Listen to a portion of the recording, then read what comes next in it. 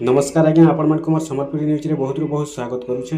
आज आपण जानिछन एप्रिल मासर 20 तारीख अक्षय तृतीया। आज सीएम किसान योजना पैसा सरकार देवार थिला, सरकार पैसा दे सारिछन। आ आपण जदि सीएम किसान हिताधिकारी अछन, आपण जदि सीएम किसान टंका पाउछन, आपण खाता चेक करूँ पैसाटा समस्त पाखे पहुँची सारलान।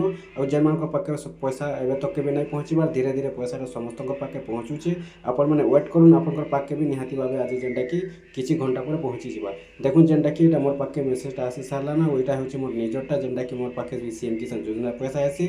आपण मैंने निहाती भाव आपण खाता चेक करेंगे, पैसाटा आसी सारलान सीएम किसान योजनार। आपण मैंने भी जदि नुआ आवेदन करथिले बोले भी आपन पैसा आसीचे। आ जदि आपण